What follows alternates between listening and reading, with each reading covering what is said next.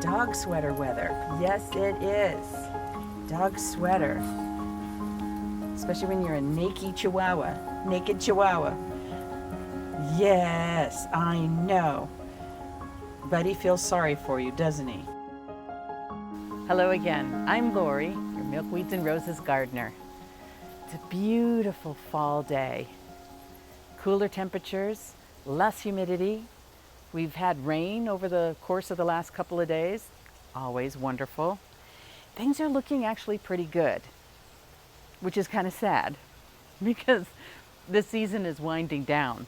In fact, one of the biggest things to happen here in the next few days is that waterfall, our pond, will be shut down. We've just got it on the calendar. We always do it, around the end of October. And, it's stuff that has to be done in time for a frost. You have to prep the garden to get ready for the next season. Now, I don't know about your corner of the world, but that's kind of sad for me to think about it. I will miss the sound of the water.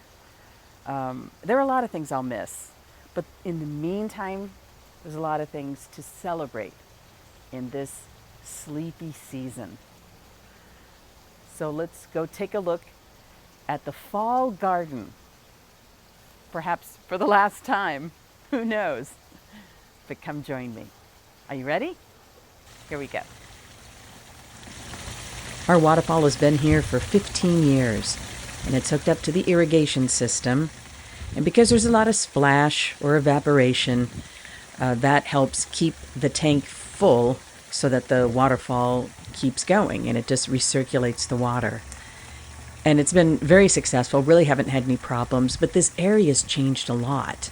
Where that big pot used to be a second white pine, which just died. I added Joe Pye weed to bring some more stature to this area, again trying to conceal a big electrical box behind it. And some other things that have just come in here. Some natives have planted themselves in addition to some of the other things that I've done here amongst the fairy garden, including Creeping Jenny. I did add that, and boy, you add that once, and if it likes where it lives, it's going to keep going. There's an Arabella clematis that bloomed at least 3 times in there. It looks good. Some other natives, also an anemone, that pretty little blue flower. The hostas remain healthy. In fact, this is some of the healthiest batch I have, and I think it's because it is in shade and it gets plenty of moisture in this area. And when birds come in for a bath in this stream, they do a lot of splashing, and that sort of helps them water all the plants nearby here. There's some Joe Pye weed that has seeded itself in here, some asters I've planted, different things to try to mix up the color and the texture. My aster here, my mum, the mum here looks pretty, and I love this soft pink. And so do the pollinators, for that matter. And this was a late addition, which I think is going to spread, which is what I'm hoping. That hosta has been here for quite a while. It was here when we first got this place, like 16 years ago. Some of these hostas were in place, but I've had to move them as the lighting has changed here in the backyard. And that is largely because of the big maple in the back when it lost a huge limb within the first couple of years we were here. This area that used to be full shade had pockets of intense sun. And you can still see the back fence there continues to get morning sun, and then in the afternoon, once it clears the tree line, it blazes it again. But right up by the stream bed here, it remains moist. So I've tried to work on this area. The koi are happy, feisty. The water lettuce and the hyacinth, although the hyacinth didn't bloom, not enough sun here, this blanket at least helped to keep the algae down in this area and provide some good cover for the fish. So if anything starts to look for it, whether it's morning or evening, they just duck under there. And it also helps to clean the stream. The iris that are in here, I have thinned them out and moved some of them to keep the bloom going because the bloom was petering out. But there's a glimpse of that big 70-year-old maple tree. See, that's where that second limb used to be. And when we lost that, it sure brought a lot of sunlight back in here into this garden bed. And some of those hostas are frying as a result, so I have to remember to move some more of those next year. And the hosta bed here, as the leaves are thinning out here in the fall, they're getting too much sun, so that is sort of inevitable. And then that other part just fell in a recent storm this year in late spring. So again, well, there's a whole bunch more sun. I would like to take the grass out in that corner, frankly. Some of these others, I put some containers here on the wall, and this is mostly a visual barrier because I don't want the dogs or anyone else walking in this area to fall off of this retaining wall. So the rows planted here with the trellis, as well as the containers and the things I line up here, is to provide a kind of visual fence, a green fence, as it were, so it's a little bit safer because this terrain is somewhat uneven. There's another view of the west garden, that little head planter. I do like the coleus this year, but I think they ran out of root room, and it was a daily watering thing or they'd sag. So I think I would try something else in that planter next year. Pardon my shadow. So that is a utility box for a utility we don't even have, but I wanted to cover that, so that's where I painted a memorial for my Bengal, who died a couple years ago, and put that there. At least it covers it up. This area here is so dry and has a lot of root competition, so you have to get really hardy plants in here.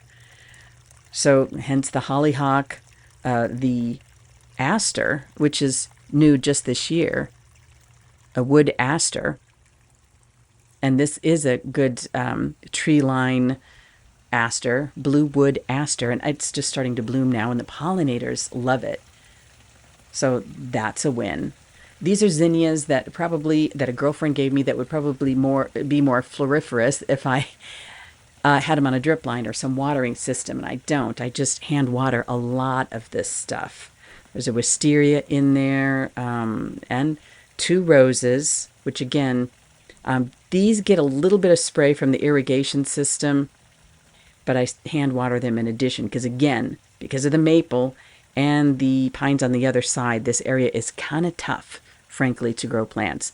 Sedum doesn't mind. It flops, though, but that's not atypical for this time of year, and I didn't cut them back.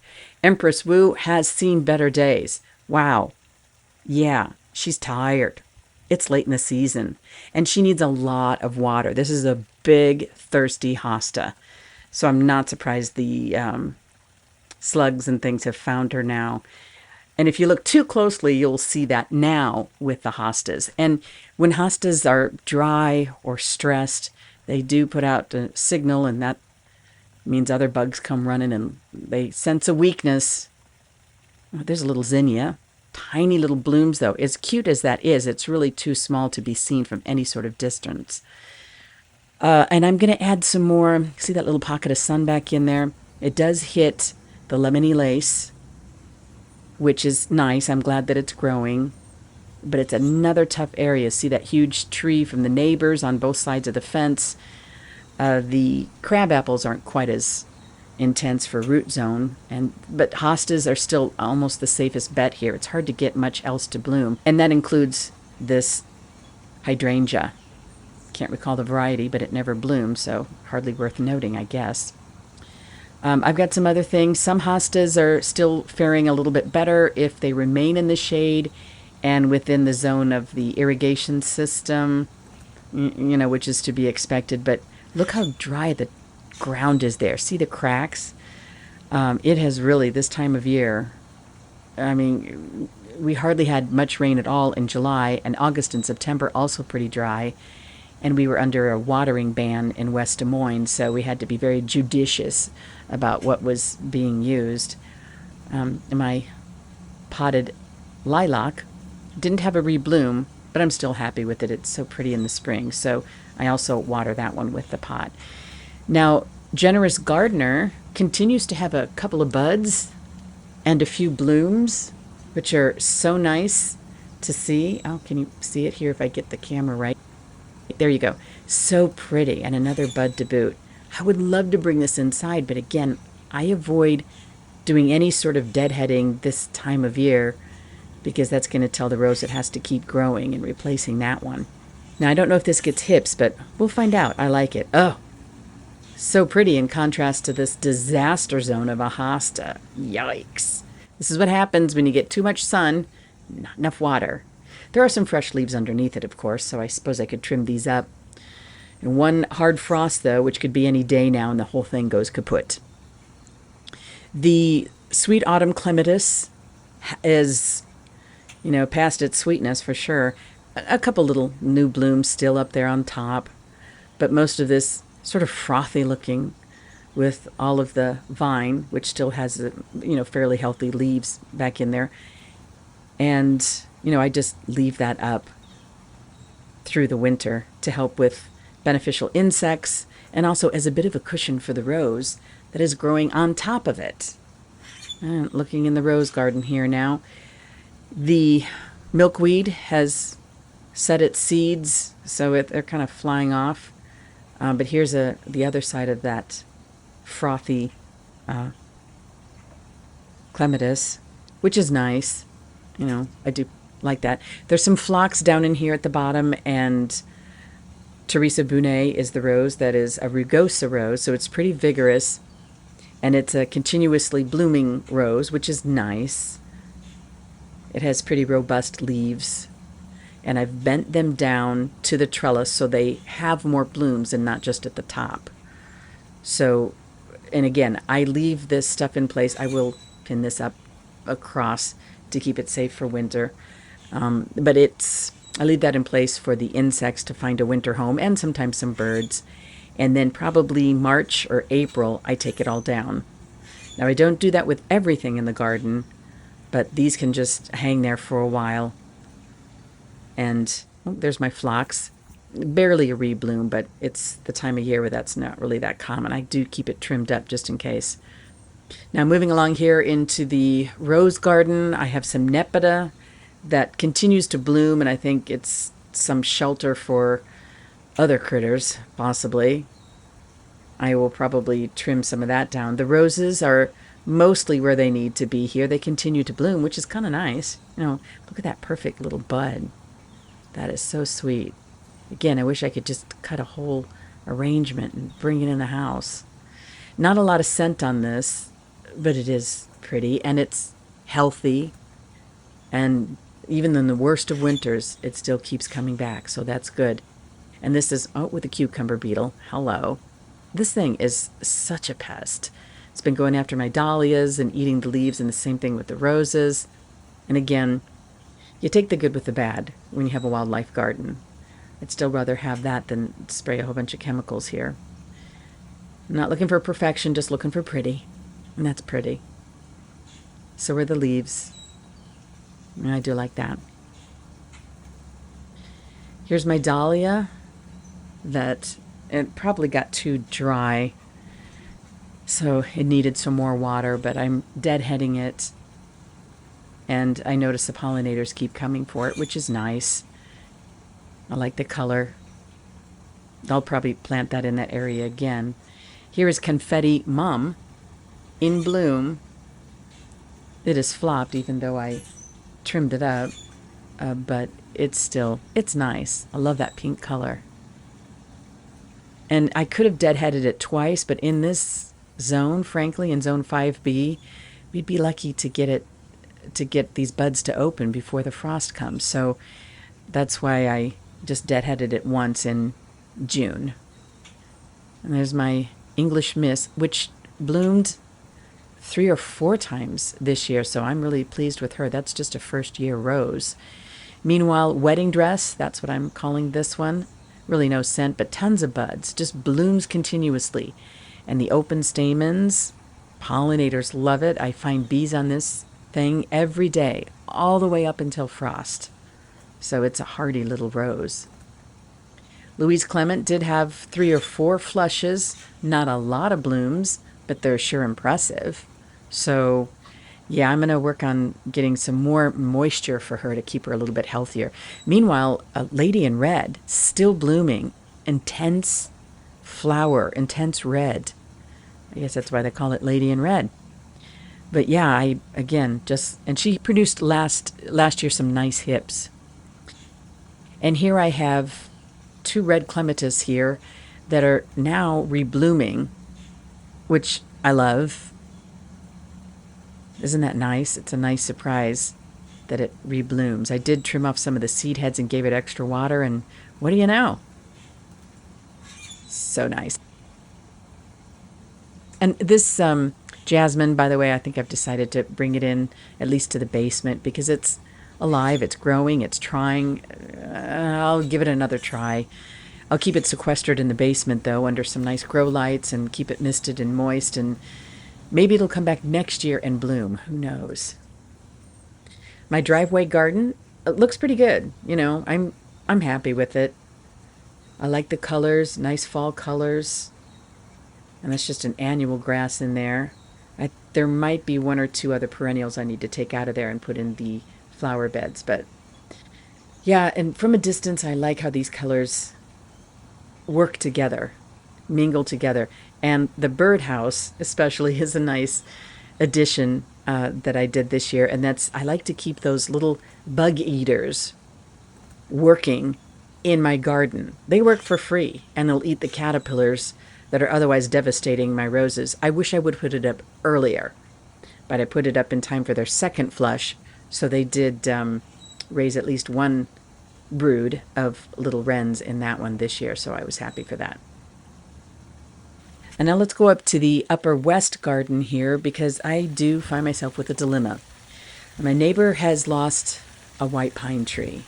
It was shedding needles all year, and it's most definitely dead. We had the same thing happen to one of ours.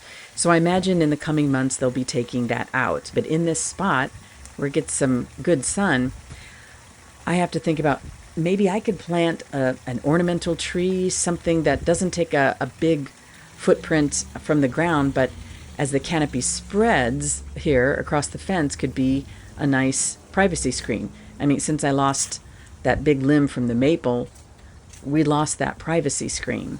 So it would be nice. I mean, I don't want something wide, but I want something to add some privacy. And I'm limited because of this big electric box. I obviously do the one call service that we do to make sure I've mapped out all of the wires that lead to this just to be safe. I put up a couple of honeysuckles here as a screening along with some trellises. And I'm sorry, the berries are Kinsley's Ghost. That's what I believe. The round, it's a different leaf shape. And check out Beautyberry. I think all the rains we had this year have really helped it put on some nice berries. They were pretty sparse last year, frankly. But this year, you can even see these berries from a distance. So, again, more bird food for the winter. Lilac Days with the pretty purple. And I've attached it to this bird feeder, and it's kind of complements the purples of the berries and of the grass, and it's kind of my little lilac corner. That's what I'm thinking. But again, this is a super tough spot because of trees all around, and you're up against the fence, so it's blocked when it comes time to water. And this is Virginia creeper. It's a native. I guess you can call it that. I like the leaf color for fall. But this thing attaches itself to the fence, and it's vigorous if it gets all the conditions that it likes. Now, I fought it for a couple of years, but now it's all over on the other side of the fence here, which is a pretty wild area of the neighbors, so there's only so much I can do. And here's another look at that tree that will probably come out, and the spot that I need to find something on my side of the fence that can grow and give a little canopy that covers the top of the fence. I don't want it wide on the bottom because I have plants there and I need to be able to traverse that area to take care of them. But if there was an ornamental tree, something interesting that was more certainly a horizontal once it reaches the top of the fence, but not the bottom, and that's the key. So I thought of some different junipers and different things, and those are just wide. They get wide. They're evergreen, sure, but then you got to try to find a way to get around them as they get probably too big. Some of my patio pot updates. Look at my lime tree. I did harvest 2 little limes off of that. I haven't tried it yet. They might not even be edible, but yeah, they sure look like limes. Ponytail palm, that will come in along with the lime tree and the succulents. And so will these. They're just, out here summer vacation. I'm going to be more selective this year. And of course my jade tree, 7 years old now. She's a beaut. So she comes back in the sunroom for the winter. So do the succulents there that are on the ledge, those little pots. Now that aster right here, I need to plant in the landscape. Now here's another aster that also needs to go in that garden bed, and I'll plant it by the other 2. And morning glory still having glorious blooms in the morning. Smaller, somewhat. I trimmed it back significantly to help with seed drop. Oh, there's another one that comes in my cacti, and there's more morning glory.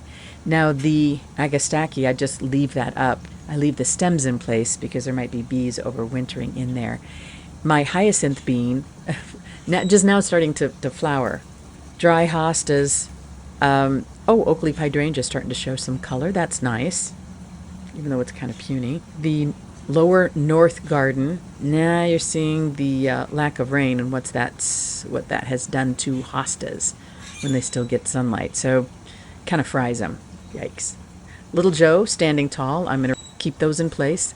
And check out the still blooming high wire flyer knockout rose. I'm just so impressed. And that's where I'm going to add the coral bells. That one in the pot, I'm going to put it right there. Or maybe right there to kind of balance it out. This was a dahlia that I transferred from a pot. Look at that pretty red color. Gorgeous. I did stake it up, maybe a little bit late. And I had it leaned up against the fence, and that just meant that rabbits ate the top of it. So, check out the calyxes from the Hepicodium, 7 sunflower shrub, which I am trimming into a tree form. After the white flowers leave, then these red calyxes appear that are, frankly, even more impressive looking, and it looks healthy. It seems to like that spot. I suspect the neighbor's sprinkler or irrigation system is hitting this area, so that's keeping things pretty moist, including 7 suns. But yeah, the pollinators, it was covered in pollinators for like a month. Oh, I do have some Halloween decorations out. Pumpkins. And, look at Gabe looking for the food at the feral cat station. He's like, are they here? Is the food still here? What can I do? But this is just a nice fall display. It'll stay here until frost. Fairly hardy. The same thing with this one. This will probably go kaput before the other one because it's a vinca and jasmine in there, which aren't hardy at all. But I just wove some some Indian corn, they call it, decorative ornamental corn in the vine, and just attached it that way to make this container more fall. And look at a little bloom. I can't believe it. Little jasmine bloom. Huh, who knew? Anyway, but I'm keeping it watered, and, it's colorful. I love this red. That's new. That just happened in the last week or so. Yeah, but from a distance, I like the color. This is a pretty dry area over in here, and this pot doesn't get nearly enough sun, I think, compared to the other one. So I've used coleus, and other things can tolerate less sun. My milkweed, which I had to prop up here, because it gets pretty heavy, honestly. It broke off in a rainstorm, and I propped it up, and then 2 more stalks appeared.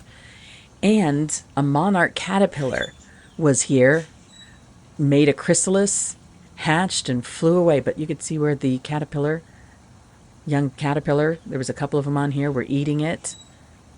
And so now some seed pods are starting to ripen. I was just so tickled. And, I did not plant this here. It planted itself. So like they say in Jurassic Park, nature finds a way. Let's see what else we've got over here. Okay, now let's look at the ash tree mound.